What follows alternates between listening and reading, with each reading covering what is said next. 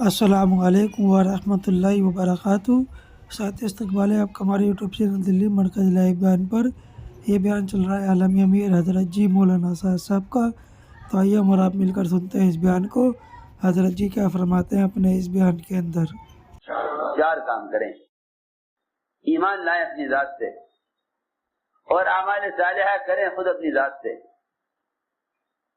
لیکن ایمان اور اعمال صالحہ میں کمال پیدا کرنے کے لیے، اور ایمان اور اعمال صالحہ میں ترقی کرنے کے لیے، اور اپنے ایمان اور اپنے اعمال میں کمال پیدا کرنے کے لیے دوسروں کو ایمان پر اور اعمال صالحہ پر آمادہ بھی کریں۔ عام طور سے عوام اور خواص، پڑھے لکھے اور جاہل، یہ عام طور سے نجات کے لیے صرف دو چیزیں سمجھتے ہیں، ایمان اور عمل صالحہ، حالانکہ اللہ تعالیٰ نے ان دونوں کے ساتھ تواصی بالحق اور تواصی بالصبر، اس کو بھی ان دونوں کے ساتھ نجات حاصل کرنے کے لیے اور ہر زمانے کے شر سے بچنے کے لیے ان دونوں کو بھی اللہ نے شرط قرار دیا ہے، تواصی بالحق اور تواصی بالصبر۔ بعض علماء کہتے ہیں تواصی بالحق یہ ہے کہ دوسروں کو ایمان پر آمادہ کرتے رہو، دوسروں کو ایمان پر آمادہ کرتے رہو، دوسروں کو ایمان پر آمادہ کرتے رہو، یہ تواصی بالحق ہے۔ بعض کہتے ہیں کہ دوسروں کو بھلائی کا حکم کرتے رہو، یہ تواصی بالحق ہے۔ بعض کہتے ہیں کہ دوسروں کو بھلائی کا حکم کرتے رہو، یہ تواصی بالحق ہے۔ بعض کہتے ہیں دوسروں کو ایمان پر آمادہ کرتے رہو، یہ تواصی بالحق ہے۔ اور دوسرا تواصی بالصبر، دوسروں کو منکر سے روکتے رہو، یہ تواصی بالصبر ہے، اس لیے کہ منکرات سے باز رہنا یہی اصل صبر ہے، منکرات سے باز رہنا یہ اصل صبر ہے۔ روزے کو صبر اس لیے فرمایا کہ روزہ انسان کو اس کی بہت سی اہم حاجتوں سے اور بہت اہم تقاضوں سے، جو انسان کے اندر اللہ نے فطری تقاضے رکھے ہیں، ان فطری تقاضوں کے پورا کرنے سے روزہ انسان کو روک دیتا ہے، روزہ ان فطری تقاضوں سے بھی روک دیتا ہے۔ تو جب روزہ فطری تقاضوں سے روکے جن کا پورا کرنا ضروری ہے، تو جن چیزوں سے اللہ نے رکنے کے لیے حکم دیا ہے ان منکرات سے رکنا کتنا بڑا صبر ہوگا۔ میں نے عرض کیا کہ اسباب نجات چار چیزیں ہیں، ایمان، اعمال صالحہ، تواصی بالحق اور تواصی بالصبر۔ دوسروں کو ایمان پر آمادہ کرنا، دوسروں کو اعمال پر آمادہ کرنا، یہ تواصی بالحق، تواصی بالصبر۔ دوسروں کو بھلائی کا حکم کرنا، دوسروں کو برائی سے روکنا۔ لیکن اس زمانے میں کسی کو منکر سے روکنے کا مسنون طریقہ اور منکرات سے روکنے کی شرائط اور منکرات سے روکنے کے لیے، منکرات کی نفرت دلوں میں پیدا کرنے کے لیے محمد صلی اللہ علیہ وسلم کا طریقہ وہ امت عام طور سے بھولی ہوئی ہے۔ میرے دوستو عزیزو، بھلائی کا حکم کرنا، برائی سے روکنا، یہ ایک ایسا بنیادی فریضہ ہے، یہ ایک ایسا بنیادی فریضہ ہے کہ اگر امت نے اس کو چھوڑ دیا تو امت دعاؤں کی قبولیت سے اور وحی کی برکات سے محروم کر دی جائے گی۔ دعاؤں کی قبولیت اور وحی کی برکات، دعاؤں کی قبولیت اور وحی کی برکات سے امت محروم کر دی جائے، یہ دو ایسی بنیادی چیزیں ہیں۔ لیکن لوگ ان دونوں بنیادی جو امر ہیں اللہ تعالیٰ کے، بھلائی کو حکم کرنا، برائی سے روکنا، ان دونوں فریضوں کے ادا کرنے کا امت مسنون طریقہ نہیں جانتی۔ یہ جاننا چاہیے کہ جیسے نماز پڑھنے کا ایک مخصوص طریقہ اور اس کے آداب اور اس کے لیے شرائط ہیں کہ وہ ایک فریضہ ہے، ایسے ہی بھلائی کا حکم کرنا، برائی سے روکنا، یہ ایک بنیادی فریضہ ہے جس کے ادا کرنے کا مخصوص طریقہ ہے۔ اگر یہ دونوں کام نبوت کے طریقے پر نہ کیے گئے تو ان سے بھی اسی طرح فساد ہوگا، جس طرح نماز کے چھوڑنے سے فساد یا نماز کے بگڑنے سے فساد ہوگا۔ اس کو سمجھنا چاہیے کہ منکر سے روکنے کا مصنون طریقہ کیا ہے، منکر سے روکنے کا مصنون طریقہ کیا ہے، اور معروفات پر لانے کا مصنون طریقہ کیا ہے۔ حضور اکرم صلی اللہ علیہ وسلم کے زمانے میں منکر کرنے والے کو منکر سے نکالنے کے لیے، اس سے منکر کو چھڑوانے کے لیے اسے معروفات کے ماحول میں رکھا جاتا تھا۔ یہ نہیں کہ منکر کرنے والے کو الزام دیا جائے،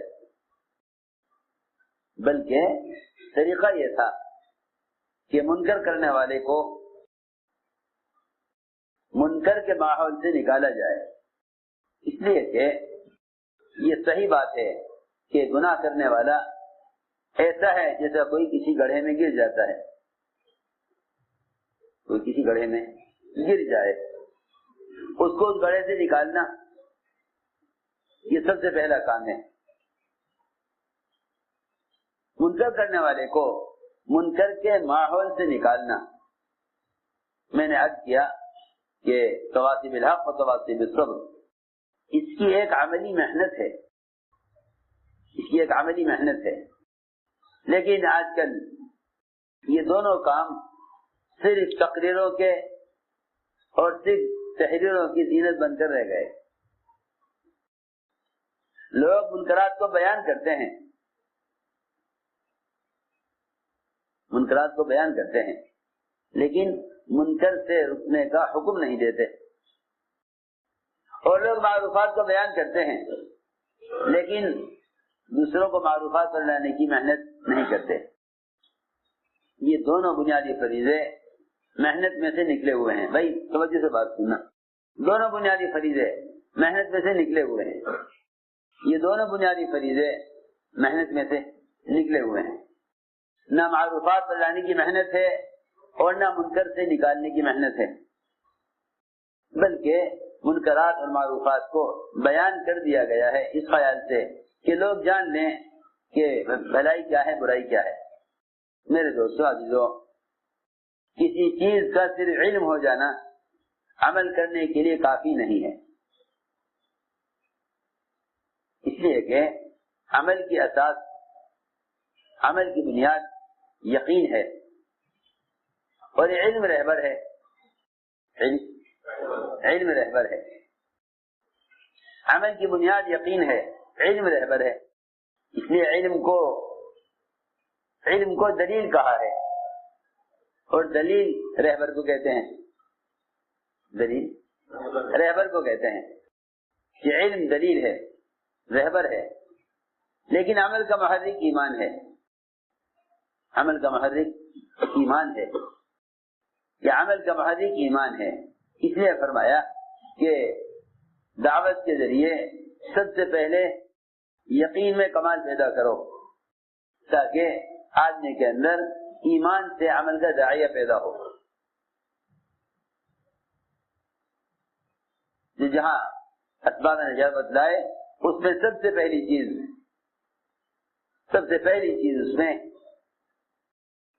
پہلی چیز اسباب نجات میں ایمان کو بیان فرمایا، سب سے پہلی چیز اسباب نجات میں ایمان کو بیان فرمایا، اور ایمان لانے کا حکم خود ایمان والوں کے لیے دیا، یا ایھا الذین آمنوا آمنوا، اے ایمان والو تم ایمان لاؤ۔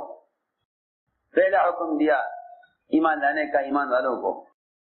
یہ بات اس لیے عرض کر رہا کہ لوگ سمجھتے ہیں کہ ایمان لانے کا حکم غیروں کے لیے ہے، حالانکہ غیروں کو اسلام کی دعوت ہے، غیروں کے لیے اسلام کی دعوت ہے۔ اسلموا تسلموا، ایمان لے آؤ محفوظ ہو جاؤ گے، لیکن ایمان لانے کا امر خود ایمان والوں کے لیے ہے۔ میں نے عرض کیا کہ یہ 4 اسباب نجات، ان 4 اسباب نجات کی عملی شکل کیا تھی؟ ان 4 اسباب نجات کی عملی شکل کیا تھی؟ سب سے پہلے ایمان، پہلا فریضہ، سب سے پہلا فریضہ ایمان۔ اس ایمان میں کمال پیدا کرنے کی عملی شکل کیا تھی؟ اس اس کی عملی شکل یہ تھی کہ صحابہ اکرام کو دعوت دے کر ایمان کے سیکھنے کے عنوان پر ایمان کے حلقوں میں جمع کیا کرتے تھے. ایمان سیکھنے کے عنوان پر ایمان کے حلقوں پر صحابہ کو جمع کیا کرتے تھے. یہ اس امر کو پورا کرنے کا عملی طریقہ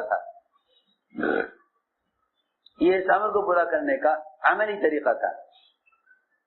کہ ایک دوسرے کو دعوت دے کر کہتے تھے کہ آؤ اپنے رب پر ایمان لے آئیں, آؤ اپنے رب پر ایمان لائیں. یہ اس کی ایک عملی محنت تھی کہ مسجد سے باہر پھیلے ہوئے جتنی بھی مادی شکلیں ہیں ان ساری شکلوں میں سے مسلمان کو یہ کہہ کر نکالا جائے کہ ان شکلوں سے کچھ نہ ہوگا, کرنے والی ذات اللہ کی ہے. اللہ کی ذات سے ہونے کو سمجھنے کے لیے کائنات کی اور مادی شکلوں سے نکلو. اللہ کی ذات کے ہونے کو سمجھنے کے لیے کائنات کی شکلوں میں سے نکلو. صحابہ کرام ایک ایک کو دعوت دے کر اس کو مسجد سے باہر کی پھیلی ہوئی شکلوں میں سے نکالا کرتے تھے. یہ اس کی عملی شکل تھی کہ آؤ ہمارے ساتھ بیٹھو, ابد پر ایمان لائیں. یہاں مسجد میں لا کر ایمان کا مفہوم سمجھایا جاتا تھا. سب سے بنیادی علم ایمان کا علم ہے, لیکن مسلمان ایمان کے علم سے جاہل ہے. نماز کا علم, روزے کا علم, زکوٰۃ کا علم, حج کا علم, سارے احکام شریعت کا علم, ان سب کا سیکھنا بعد میں ہے. سب سے پہلے ایمان کا علم حاصل کرنا فرض ہے. سب سے پہلے ایمان کا علم حاصل کرنا فرض ہے. ابھی تو لوگ یہ جانتے بھی نہیں کہ جیسے تمام فرائض کا علم ہے, کیا ایمان کا بھی علم ہے؟ لوگ جانتے بھی نہیں. وہ جانتے ہیں نماز کا علم ہے, روزہ رکھنے کا طریقہ روزے کا علم ہے, زکوٰۃ ادا کرنے کا طریقہ زکوٰۃ کا علم ہے, حج ادا کرنے کا طریقہ حج کا علم ہے. عجیب بات یہ ہے کہ لوگ سارے فرائض کا علم حاصل کر لیتے ہیں لیکن ایمان کا علم حاصل نہیں کرتے. جانتے بھی نہیں کہ ایمان کا بھی کوئی علم ہے. حالانکہ ایمان کا علم سارے فرائض پر مقدم ہے.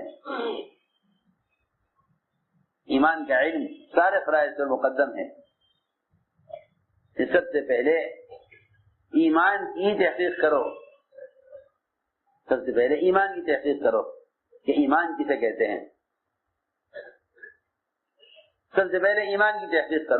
کسے کہتے ہیں. میرے دوستو عزیزو, ایمان بالغیب اصل ہے. ایمان بالغیب اصل ہے. جس چیز کی تصدیق دے کر کی جائے اس کو ایمان نہیں کہتے. کسی کی تصدیق دے کر کی جائے اس کو ایمان نہیں کہتے. ہمیں دکھلا دو ہم مان لیں گے, یہ ایمان نہیں ہے. یہی وجہ ہے کہ سارے مشرکین اور کفار حضور اکرم صلی اللہ علیہ وسلم کو سچا مانتے ہوئے غیب کی خبروں کا مشاہدہ چاہتے تھے.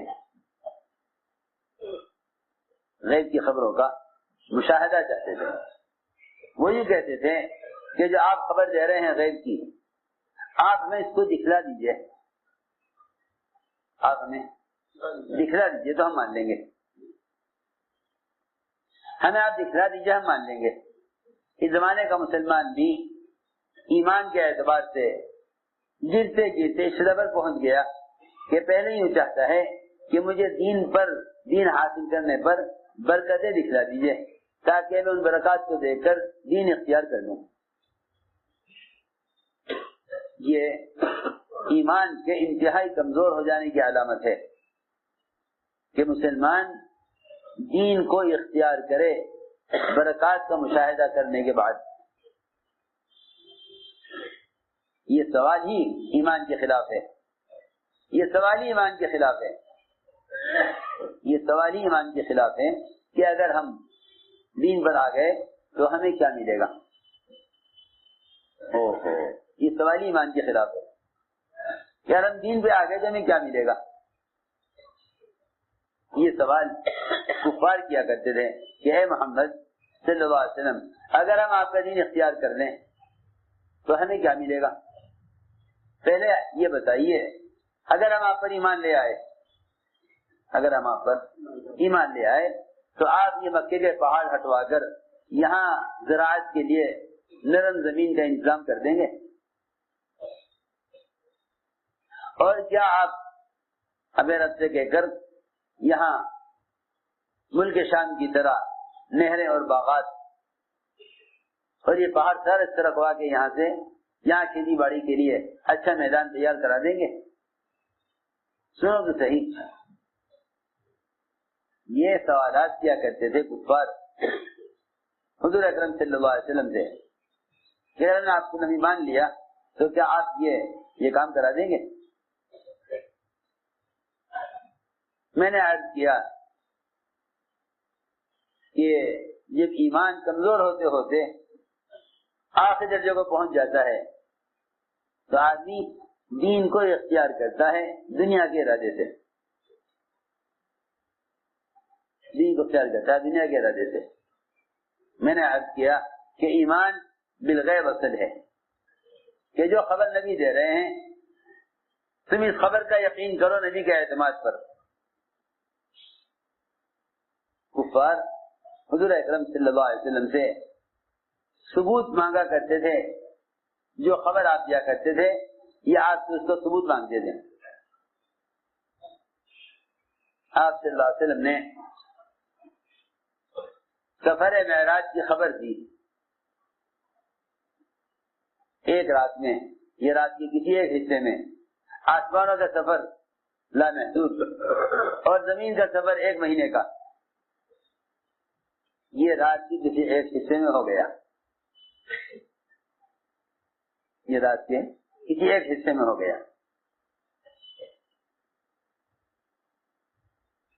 تو کفار نے یہ کہا کہ یہ ممکن نہیں ہے، ایک مہینے کا سفر زمین کا اور اتنا لمبا سفر آسمانوں کا، یہ تو بالکل نعوذ باللہ بالکل جھوٹ ہے۔ لوگ دوڑے ہوئے گئے ابوبکر صدیق رضی اللہ عنہ کے پاس، جا کے کہا کہ تمہارا ساتھی یہ کہتا ہے۔ فرمایا کہ ہاں یہ بات کہہ رہے ہیں تو بالکل حق ہے، یہ بات سچ ہے، میں اس بات کی تصدیق کرتا ہوں۔ میرے دوستو عزیزو،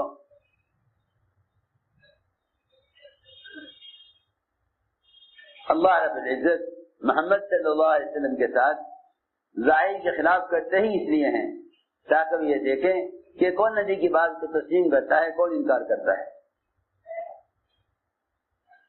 کون نبی کی بات کو تسلیم کرتا ہے اور کون انکار کرتا ہے۔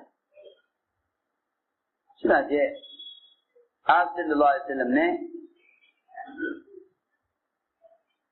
بہت سی غیب کی خبریں بتلائیں اللہ کی طرف سے۔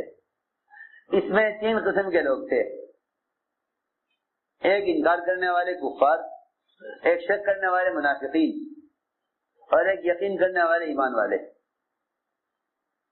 یقین کرنے والے ایمان والے،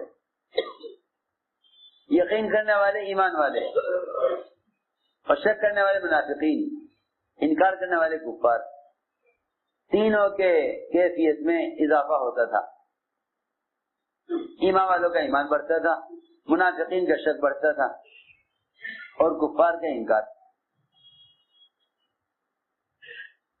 لیکن نبی کی لائی ہوئی خبر ظاہر کے خلاف ہوتی ہے. اگر نبی کی خبریں ظاہر کے مطابق ہوں تو پھر نبی کی خبر ایمان لانا کوئی کمال نہیں. نبی کی خبر ایمان لانا کوئی کمال نہیں. نبی کی لائی ہوئی خبر ظاہر کے خلاف ہوتی ہے. اگر ظاہر کے مطابق خبریں دیں تو لوگ اس کو تسلیم کر لیں گے کہ ہاں بات ٹھیک ہے, سننے آنے والی بات ہے. نبی کی لائی ہوئی خبر ظاہر کے خلاف ہوتی ہے تاکہ یہ دیکھیں کون مانتا ہے کون نہیں مانتا. اس لیے حضور اکرم صلی اللہ علیہ وسلم نے جب بھی اپنے صحابہ کرام کو ظاہر کے خلاف کوئی خبر سنائی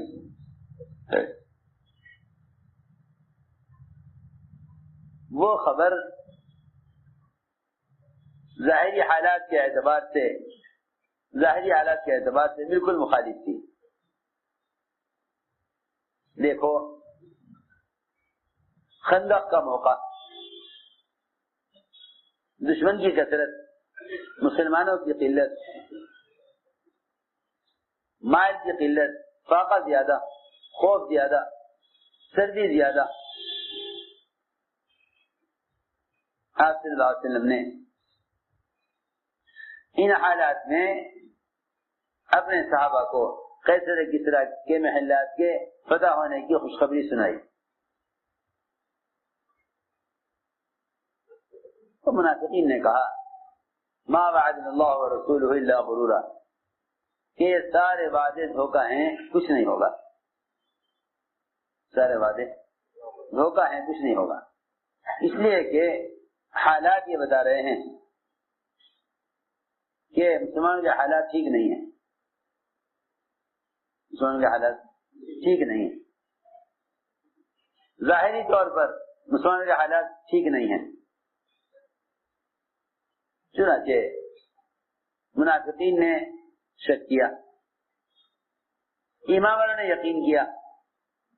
ایمان والوں نے یقین کیا, منافقین نے شک کیا. کیونکہ جب وہ کوئی خبر سنتے تھے تو اس خبر کو سن کر ظاہر کے اعتبار سے سوچتے تھے.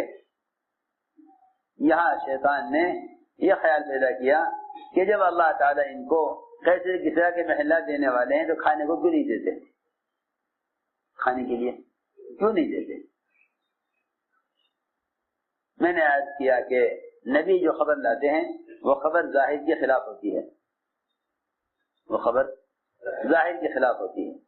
ایمان والوں کا امتحان لینے کے لیے, ایمان والوں کے ایمان کے امتحان لینے کے لیے کہ کون ایمان والا شک کرتا ہے اور کون ایمان والا یقین کرتا ہے. اس لیے فرمایا کہ نبی کی لائی ہوئی خبر کو نبی کے اعتماد پر یقینی مانو. اس کو لغتاً ایمان کہتے ہیں کہ نبی کی لائی ہوئی خبر کو نبی کے اعتماد پر یقینی مانو.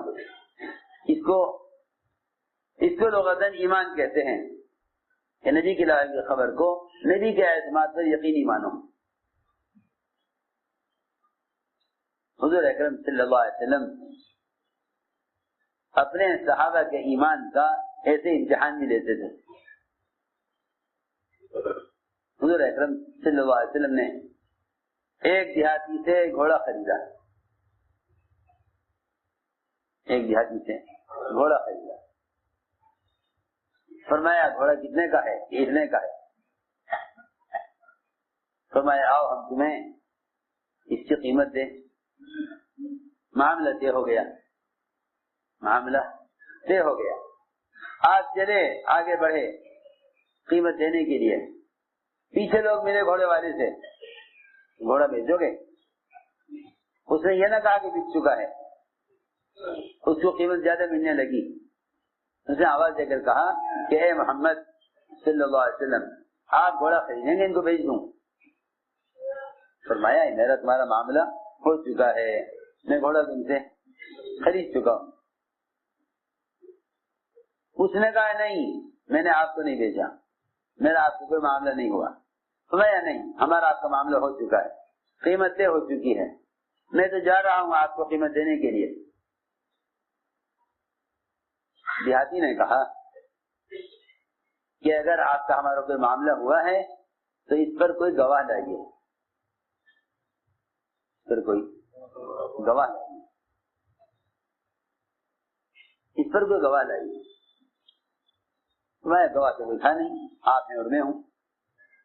لگا نہیں، میں نہیں مانتا، گواہ لائیے۔ وہ آپ سے گواہ کا سوال کر رہا تھا کہ وہاں سے حضرت خزیمہ گزر رہے تھے، حضرت خزیمہ گزر رہے تھے۔ انہوں نے سن لیا کہ دیہاتی کہتا تھا آپ سے کہ گواہ لائیے۔ آپ صلی اللہ علیہ وسلم نے فرمایا گواہ تو کوئی ہے نہیں۔ حضرت خزیمہ آگے بڑھے، کہنے لگے کہ میں گواہی دیتا ہوں، میں گواہی دیتا ہوں، میں گواہی دیتا ہوں کہ آپ نے گھوڑا اس سے خرید دیا تھا، میں گواہی دیتا ہوں۔ فرمایا خزیمہ تم گواہی کیسے دے رہے ہو؟ تم گواہی کیسے دے رہے ہو؟ یہ سوال بڑا سخت ہے، یہ سوال بہت سخت سوال ہے۔ یہ سوال اس کا نہیں ہے کہ جب تم موقع پر موجود نہیں تھے تو تم گواہی کیوں دے رہے ہو۔ یہ سوال اس کا نہیں ہے، سوال اس کا ہے کہ اگر ہم تم سے ڈانٹ کر بھی پوچھیں تو کہیں تمہیں اس بات کا خیال تو نہیں آتا کہ میں گواہی کا انکار کر دوں کہ جی مجھے معلوم نہیں۔ ہم تمہیں اس لیے پوچھ رہے ہیں کہ ہمارے پوچھنے کے بعد بھی تمہارے دل میں کوئی شک پیدا تو نہیں ہوتا۔ فرمایا خزیمہ تم نے کیسے گواہی دی ہے؟ خزیمہ نے عرض کیا میں کیسے گواہی نہ دوں، میں کیسے گواہی نہ دوں، میں کیسے گواہی نہ دوں؟ میں یقین سے کہتا ہوں کہ آپ نے گھوڑا اس سے خرید لیا تھا، اس لیے کہ آپ نے ہمیں جنت کی، دوزخ کی، قبر کی، حشر کی، عرش اور کرسی کی، سب سے بڑھ کر اللہ کے وجود کی خبریں دی ہیں۔ ہم نے کچھ نہیں دیکھا، ہم نے کچھ نہیں دیکھا، ہم ان تمام چیزوں کو حق مانتے ہیں، ان تمام چیزوں کو ہم حق مانتے ہیں صرف آپ کے کہنے پر۔ تو اس گھوڑے کی کیا حیثیت ہے؟ گھوڑے کی کیا حیثیت ہے؟ اس گھوڑے کی کیا حیثیت ہے جو ذات ہمیشہ کی جنت اور ہمیشہ کی آخرت، ان کی لاہوی ان خبروں پر ایمان لانا فرض ہے، تو پھر ایک گھوڑے کی کیا حیثیت ہے کہ اس کے بارے میں کوئی یہ کہہ سکے کہ ہمیں معلوم نہیں کہ آپ کو اس کا معاملہ ہوا یا نہیں۔ اسے میں نے عرض کیا کہ نبی کی بات کی تصدیق کرنا نبی کے اعتماد پر، اسے میں نے عرض کیا تھا کہ غیب کے تذکرے جتنے زیادہ ہوں گے اتنا غیب کا یقین پیدا ہوگا۔ غیب کے تذکرے جتنے زیادہ غیب کے تذکرے ہوں گے اتنا دل میں یقین غیب کا پیدا ہوگا۔ ہمارے درمیان جو تذکرے ہیں وہ مشاہدات کے تذکرے ہیں، غیب کے تذکرے نہیں ہیں۔ جنت اور دوزخ، جنت اور دوزخ، اس کا یقین اس کے علم سے حاصل نہ ہوگا۔ جنت اور دوزخ اس کا یقین اس کے علم سے حاصل نہ ہوگا۔ میری بات ضروری ہے سمجھنا۔ لوگ جتنی بھی غیب کی چیزیں ہیں ان سب کے مطالعے سے لوگ گزر کر فارغ ہو چکے ہیں۔ جنت ہے، دوزخ ہے، عذاب قبر ہے، حشر ہے۔ تو ساتھیو اس بیان کے متعلق آپ کی جو بھی رائے ہو آپ اپنی رائے ہمارے ساتھ ضرور شیئر کریں۔ پھر ملیں گے اسی طرح کے نئے بیان اور کوئی نئی اپڈیٹ کے ساتھ۔ جب تک آپ حضرات اپنی دعاؤں میں ہمیں یاد رکھنا۔ اب آپ لوگ ہمیں دے اجازت۔ السلام علیکم ورحمۃ اللہ وبرکاتہ۔